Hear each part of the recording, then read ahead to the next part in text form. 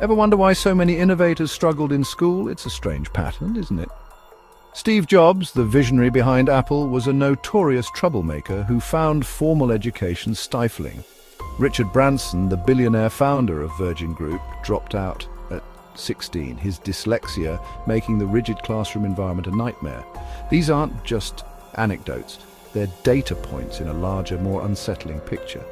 In fact, research shows that individuals who exhibit non-conformist traits are a staggering 27% more likely to become entrepreneurs. They see the world differently, ask questions others don't, and refuse to color within the lines that school so carefully draws for us.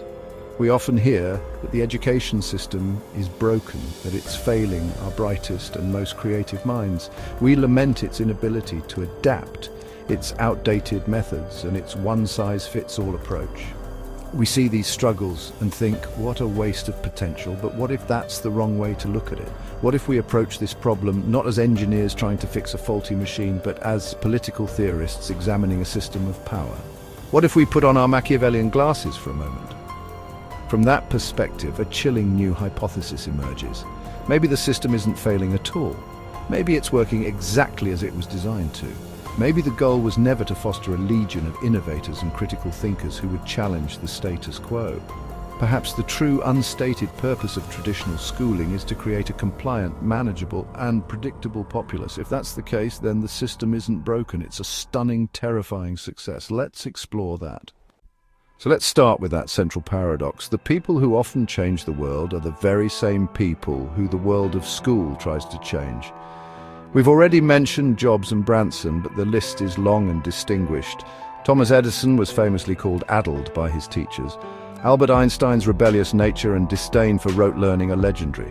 These aren't just quirky biographical footnotes. They are symptoms of a fundamental disconnect between the qualities required for innovation, curiosity, skepticism, and a willingness to defy convention, and the values prized by traditional education: obedience, memorization, and conformity. School, in its current form, often acts as a filter, and what it filters out is divergence.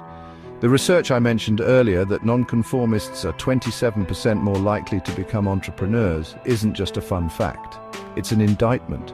It suggests that the very psychological traits that lead to groundbreaking success are often penalized or discouraged within the classroom. Think about it.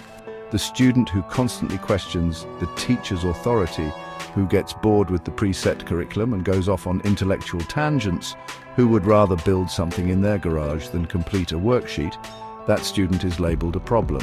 They are disruptive. They're not a good student. Yet in the